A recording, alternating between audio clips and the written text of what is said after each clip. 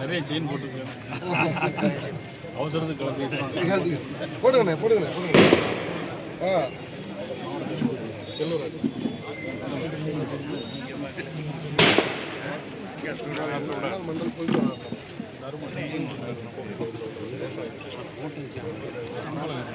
நிகழ்ச்சிக்கு போயிடலாம். உங்களோட கோரிக்கை என்னன்னு நீங்க தலைவர் தெரிவிக்கணும். அந்த மல்லிகைப்பூ வரவேற்று கருத்துக்கள் சொல்ல வரக்கூடியவர்கள் மிக சுருக்கமாக தங்களுடைய கருத்துக்களை தெரிவிக்க வேண்டும் என்று கேட்டு முதலாக மல்லிகைப்பூ விவசாயம் செய்யக்கூடிய விவசாயிகள் சார்பாக யாராவது ஒருவர் தங்களுடைய கருத்துக்களை வழங்குமாறு கேட்டுக்கொள்கின்றோம்.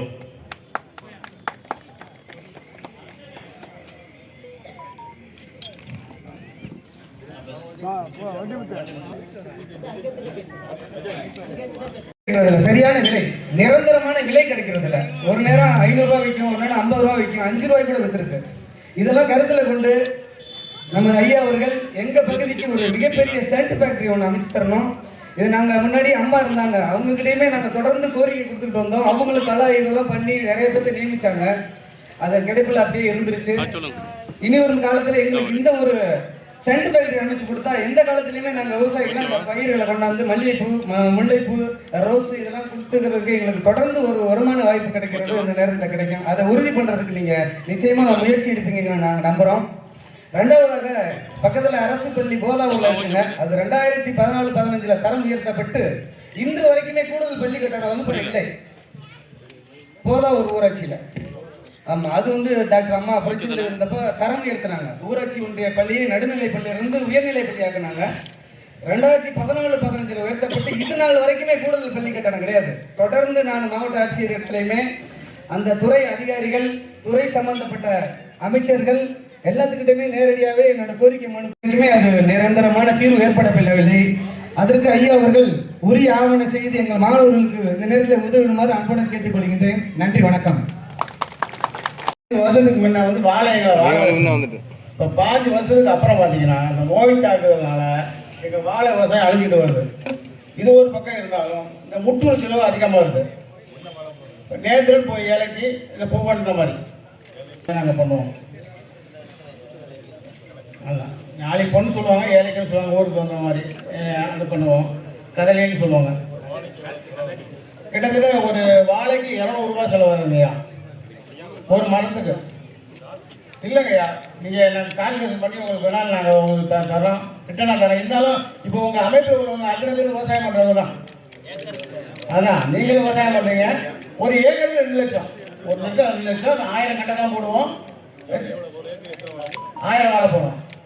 78 இன்ச்சு வச்சு போட்டோம்னா 1000 தான் விடுவோம். 72 வச்சோம்னா நேரில் 1200 வரும். வேலைக்கு காசு கேட்குறாங்க இல்லையோ, டீ போடுறாங்க முன்னாடி அது நடைமுறைக்கு வந்துருச்சு. ரெண்டாவது முட்டு செலவு ஒரே செலவுலாம் கூட பிரிச்சுங்கய்யா. 3 தடவை வைக்கிறாங்கய்யா, பிரித்து 3 தடவை வைக்கிறோம். அப்புறம் ஸ்ப்ரே கொஞ்சம் பண்ணுறோம். அந்த தண்ணி எந்த லெவலில் அது மாதிரி இப்போ பார்த்தீங்கன்னா எங்களுக்கு என்ன ஒரு இன்னொரு தயார் இருக்குனாக்க பாட்டாம்பாஸு, இப்போ பொட்டாசு, யூரியா, சல்ஃபேட் இந்த மாதிரி கலந்துச்சுன்னா அந்த தண்ணி எப்படி இருக்குதோ அது மூலமாக நம்ம உணவு கொடுக்குறோங்கய்யா. ரெண்டாவது நாங்கள்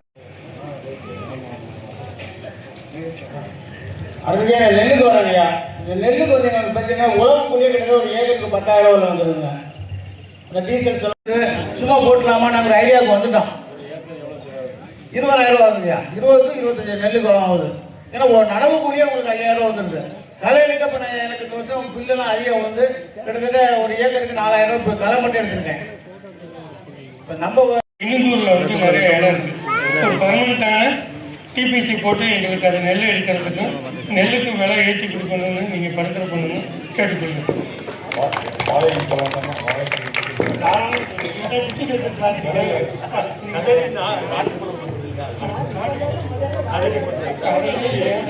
அடுத்ததாக நமது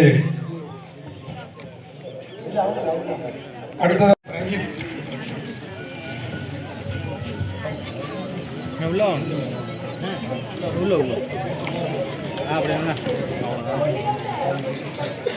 அனைவருக்கும் வணக்கம். அதாவது நான் பார்த்தீங்கன்னா ஜியபுரம் கிராமத்து வில்லேஜ்லேருந்து நான் வந்துட்டு இருக்கேன். என்னோட பேர் ரஞ்சித் குமார். ஜியபுரம் காவேரி கரையோரமாக கரூர் தேசிய நெடுஞ்சாலையில் இருக்கக்கூடிய கிராமம். எங்கள் ஊரில் என்ன பிரச்சனைன்னு கேட்டிங்கன்னா, காவேரியிலையும் கொள்ளத்துலையும் பார்த்தீங்கன்னா ஆழ்துளை நிலையங்கள் அதிகமாக போட்டு பக்கத்து மாவட்டங்களுக்கெல்லாம் நீர் வரத்து அதிகமாக கொண்டு போயிட்டுருக்காங்க. இதே கோடை காலத்தில் என்ன ஆகுதுன்னா, நீர் வரத்து கம்மியாகி நிலத்தடி நீர் மட்டம் வந்து கீழே போயிடுது. ஆகையால் குடிநீருக்கும் பிரச்சனை, விவசாயிகளுக்கும் பாசனம் பண்ணுறதுக்கு நீர் வரத்து கம்மியாகிடுது. அதனால் கொள்ளிடத்துலையும் காவேரி ஆற்றுலையும் ஒரு 10 கிலோமீட்டருக்கு ஒரு தடுப்பணை, சிறு தடுப்பணைகள், அதாவது முத்திரசூழலுக்கு ஒரே ஒரு தடுப்பணை மட்டும் போட்டிருக்காங்க காவேரியில். அதே மாதிரி கொள்ளிடத்துலையும் போட்டாங்கன்னா வெள்ள காலங்களையும் மழை காலங்களையும் கடலில் வீணாக போய் கலக்கக்கூடிய நீர் வந்து சேமிச்சும் போது நிலத்தடி நீர் வந்து கொஞ்சம் உயர்வதற்கு அதிக வாய்ப்பு இருக்குது.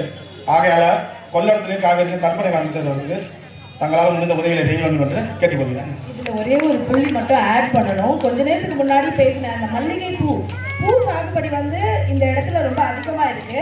அதை சார்ந்த விவசாயிகளும் இந்த பகுதியை கடந்து போகிறதுனால அங்கே தரை பாலத்துடன் அதனுடன் கூடிய ஒரு தடுப்பணை தேவை அப்படின்ற கோரிக்கை தான் அது முழுமையாக. ஸோ தரைப்பாலத்துடன் கூடிய தடுப்பணை கொள்ளிடத்தில் நமக்கு வேணும் அப்படின்றது இது முக்கியமான ஒரு புள்ளி. இப்போ அதனுடைய நன்றி அறிவிப்பு தான் நான் வந்து குறை சொல்ல வந்தேன். நான் வந்து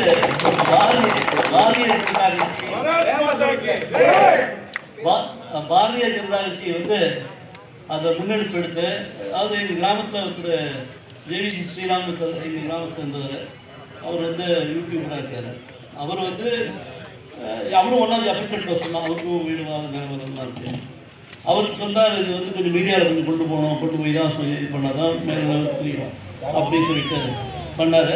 இப்போ எல்லா இதுலேயும் நல்லபடியாக முன்னெடுத்து பார்லிமெண்ட்டில் டிபேட்டு, சுப்ரீம் கோர்ட்டில் எல்லாம் சொல்லி சட்டமே கொண்டு வந்து எங்களுக்கெல்லாம் ஒரு நிரந்தரமான ஒரு பாதுகாப்பு வழங்கினாங்க.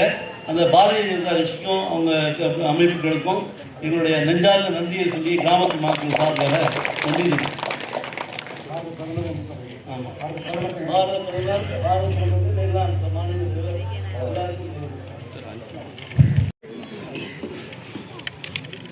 அக்டோபர் 12ஆம் தேதியிலிருந்து தமிழகம் தலைநகர ஒரு தமிழனின் பயணமாக எல்லா ஊர்களுக்கும் நகர்ப்புறங்களுக்கும் போய் வருவதோடு இப்போ ஒரு கிராமங்களுக்கும் டெய்லி போயிட்டு வரோம். அதில் நமது இன்றைக்கு எட்டரை கிராமத்தில் உங்களை எல்லாம் சந்தித்ததில் உண்மையிலே மிகப்பெரிய ஒரு மகிழ்ச்சியும் அனைவருக்கும் நன்றியும் நான் தெரிவித்துள்ளேன். ஜனவரி 9ஆம் தேதி வரையிலும் என்னுடைய பயணம் தமிழகம் முழுவதும் நிறைவடைந்து 9ஆம் தேதி அது தேசிய ஜனநாயக கூட்டணி சார்பாக புதுக்கோட்டையில் பாரத பிரதமரோ அல்லது உள்துறை அமைச்சர் அமித்ஷா அவர்களோ அதில் கலந்து கொண்டு நிறைவுரையாற்ற இருக்கிறார்கள். அதில் அண்ணன் இபிஎஸ் உள்ளிட்ட அனைவரும், தோழமை கட்சியில் அனைவரும் அதில் கலந்து கொள்வார்கள். ஆக இன்றைக்கு இந்த சூழ்நிலையில் நமது கிராமத்து பகுதியை பொறுத்த மட்டிலும் நமது முதலிலே பேசிய ஒண்டி அவர்கள், அப்புறம் நம்ம தர்மராஜ் அவர்கள் எல்லாமே சென்ட் ஃபேக்ட்ரி முதல்ல வேணும் அப்படின்னு தான் முதல்ல சொன்னாங்க. அது ஏற்கனவே பழைய கிட்டத்தட்ட 10-15 ஆண்டுகளுக்கு முன்னால் நம்ம கட்சி உட்பட எல்லாருமே சென்ட் தொழிற்சாலை கொண்டு வருவோம் என்று ஒரு வாக்குறுதி கொடுத்திருக்கிறார்கள். ஆக அதற்கான இடம் இருக்க தர்மராஜ் இப்போ இருக்கா?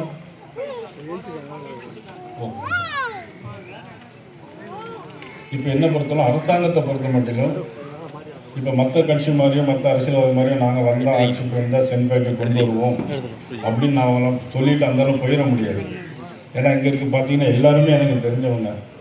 நம்ம அண்ணன் பரஞ்சோதியிலேருந்து நடராஜ், கோபால், விவசாய தலைவர் வெங்கடேஷ், அண்ணன் KS ராதாகிருஷ்ணன், குண்டிமுத்து, சிவசுப்ரி சார், கண்ணதாசன், எல்லாம் கண்ணதாசன் சீனியர் ஆள் அண்ணா திமுக. மணியரசன் இருக்கார், என்னுடைய மணியரசன் சீனியர், ஒரு வருஷம் 2 எங்கள் அண்ணன் சார். நான் 9 படிக்கும்போது அவர் 11 படித்தார். இப்போ 11 தான் கிடையாது. ஆனால் என் கூட படித்த அன்பழகன் இங்கே இருக்காரு. ஆனால் அவர் அன்பழகன் வயசாகிட்டு, ஆனால் எனக்கு வயசாகல. ஆனால் ஒரே செட்டு. அந்த ராஜகுமாரும் எங்கே, புரசம்பட்டி ராஜேந்திரன் அங்கே இல்லை. ஆமாம், அண்ணா இருக்காங்க. ஆனால் அவங்க எல்லாருக்குமே வயசாகிட்டு, எனக்கு மட்டும் வயசாகலை. ஆனால் ஒரே வயசு. ஆனால் அதில் வந்து ஒண்டி முதல்ல பேசும்போதும் சென்று தொழிற்சாலை அமைக்கணும் அப்படின்னு சொன்னாங்க.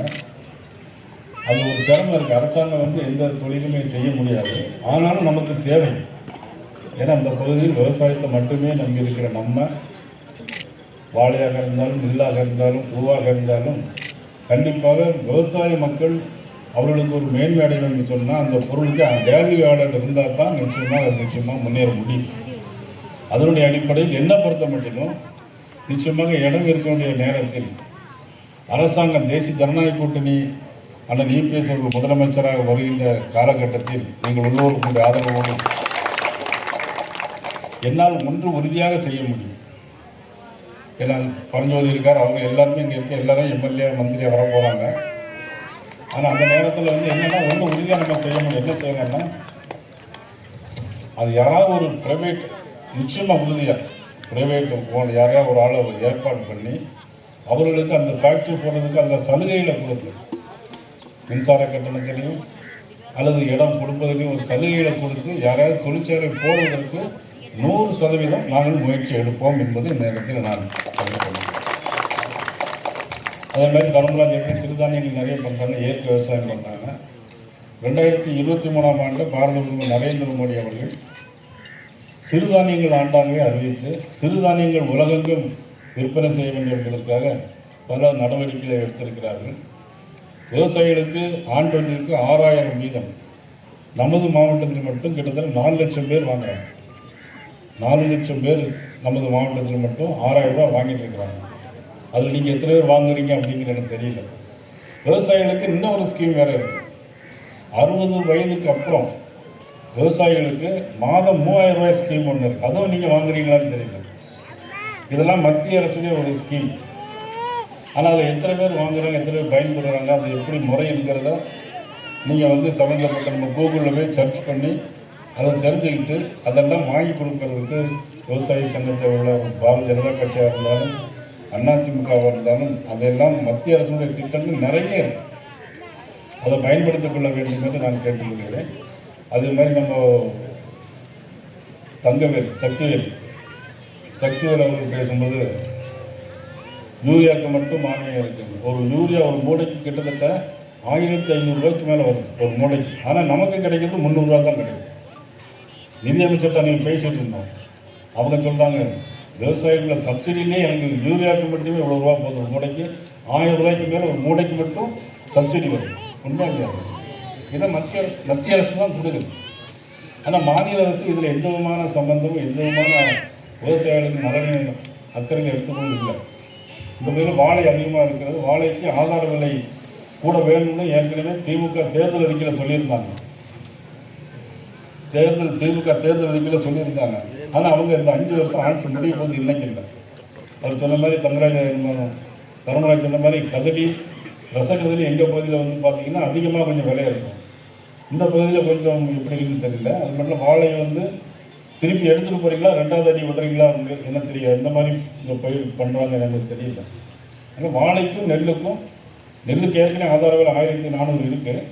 அதையும் இன்னும் கூட்டி தருவதற்கும் வாழைக்கும் ஆதார விலை கூட்டி தருவதற்கும் நிச்சயமாக நம்ம ஆட்சி வந்த பிறகு உறுதியாக நாங்கள் நடவடிக்கை எடுப்போம். ஏன்னா இங்கே இருக்கிறது எல்லாமே உள்ளூர்காரங்க தான். நானும் கிட்டத்தட்ட உள்ளூர் மாதிரி தான், திருச்சி மாதிரி தான். ஏன்னா சுற்றி இங்கே எட்டரை, குழுமணி, நங்குவரம், நச்சலூர், தொட்ட வயதில் எல்லாமே எனக்கு கூட படித்த எல்லா ஊருமே எனக்கு ஊர். அப்படி மணப்புறம் கொட்டப்பட்டி வேற போயிடுவேன் நான். இதால் விட்டால் என்ன அன்புலம் சைக்கிளில் போயிடலாமா? அந்த அளவுக்கு இந்த பகுதி முழுக்க எனக்கு தெரிந்து நான் எல்லா இடங்களுக்கும் போன பகுதிகள். அதை உறுதியாக அதை செய்து தருவோம். அது மாதிரி ஒண்டி ஆரம்பத்தில் பேசும்போது சொன்னார், ஸ்கூல் வந்து நடுநிலை பள்ளியாக இருக்கும், மேல்நிலை பள்ளியாக மாற்றி தரவான்னு கேட்டாங்க. அது வந்து ஸ்ட்ரென்த் இருக்கணும். ஏன்னா நடுநிலை பள்ளியாக இருக்கும், உயர்நிலை பள்ளியாக இருக்குது. மினிமம் 200 பிள்ளைகள் 300 பிள்ளைகள் ஏதோ இருக்கணும். கட்டிடம் இல்லை. ஏன்னா பள்ளி கல்வித்துறை அமைச்சரே இங்கே தான் இருக்காங்க. நிறைய நாங்கள் யாரையும் குறை சொல்லலை, யாரையும் நிறைய பள்ளிக்கூடங்கள் பார்த்தீங்கன்னாக்கி அது வந்து மரத்தடியில் தான் நடக்கும். இன்றைக்கி திருவண்ணாமலை பக்கம் போனால் கண்டாச்சுபுரம், அந்த திருவண்ணாமலைக்கு அடுத்த உள்ள ஊர் எல்லா ஊர்லேயும் பார்த்தீங்கன்னா பள்ளி கட்டிடமே இல்லாமல் மரத்தடியில் தான் நடக்கும். நம்ம முதலமைச்சர் வேறு என்ன பண்ணிடுறாருன்னா ஊடைய போய் லீவ் விட்டுட்டு உங்கள் தொழில் முதல்வர் உங்கள் ஸ்டாலின் அப்படின்னு முதலமைச்சர் வேறு போயிடுறாங்க. இன்னொரு ஊரில் சத்துணவு கூடத்தில் மட்டும்தான் ஸ்கூல் நடக்கும். அது எந்த ஸ்கூலில் தான் எந்த ஊரும் சத்துணவு கூடத்தில் சமுதாய கூடத்தில் ஒரு ஸ்கூல் நடக்கலாம். இங்கேயும் அப்படி தான் நடந்துட்டு இருக்கா? போதாவும் அவன் ஒன்றிய தலைவர் இருக்காருங்க. அதனால் இந்த குறைகளெல்லாம் நிச்சயமாக களையப்படும். ஏன்னா வந்து இதற்கெல்லாம் நமக்கு ஆட்சிக்கு வந்தால் அதாவது செய்கிறது ரொம்ப ஈஸியாக. ஏற்கனவே இருந்தவங்க ஏன் செய்யலை அப்படிங்கிறது அது கொஸ்டின், அது வேண்டாம். இருக்கிறவங்க நம்ம குறை சொல்ல வேண்டாம். வருகிற காலத்தில் மத்திய அரசும் மாநில அரசும் இணைந்து பணியாற்ற வேண்டும் என்று சொன்னால் அது தேசிய ஜனநாயக கூட்டணி பாரத பிரதமர் நரேந்திர மோடி அவர்களும் அண்ணன் இபிஎஸ் அவர்களும் சேர்ந்து இணைந்து வெற்றி பெற்றால் இந்த உங்களுக்கு அவ்வளவு காரியங்களை செய்ய முடியுமே தவிர வேறு எதையும் செய்ய முடியாது என்பதை நேரத்தில் நான் பணிவோடு தெரிவித்துக் கொண்டு இந்த நிகழ்ச்சியை சிறப்பான முறையில் ஏற்பாடு செய்யணும்.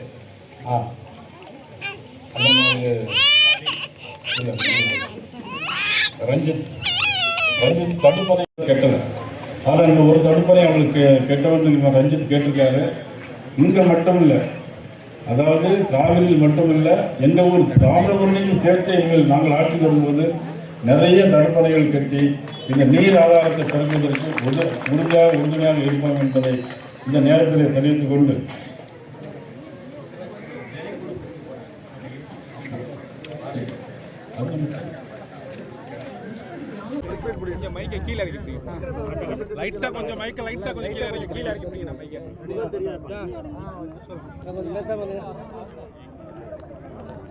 தமிழனின் இந்த எழுச்சி பயணத்தில் இன்று கரூருக்கு போகின்ற வழியில் எட்டரை கிராமத்தில் நடந்த கிராம சபை கூட்டத்தில் இங்கே கிராமத்து மக்கள் பல்வேறு கோரிக்கைகளை வைத்திருக்கிறார்கள்.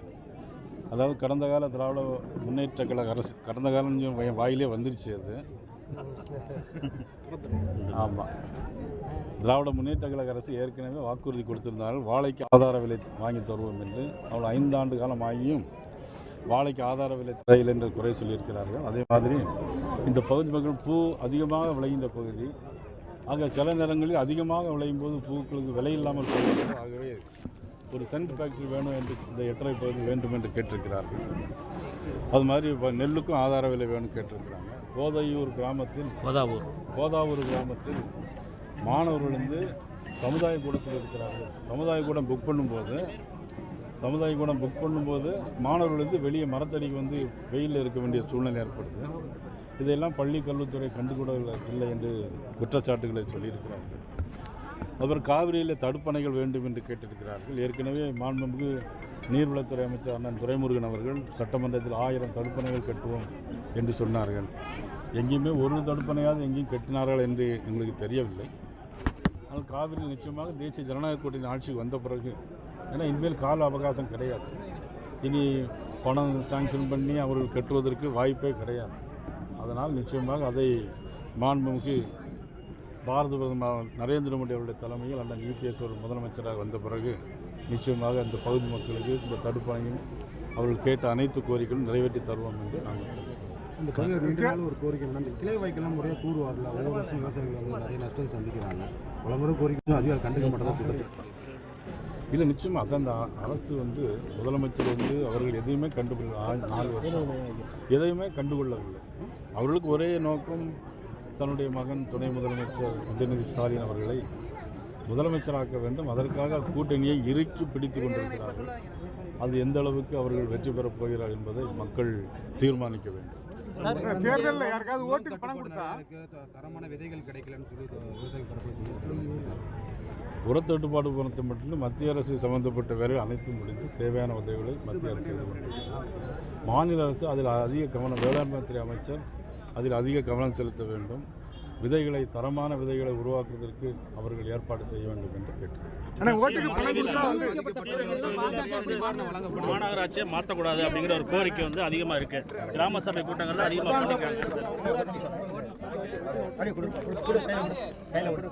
தம்பி அப்படியே வாங்கிக்க தம்பி அப்படியே வாங்க தம்பி பழனி வாங்க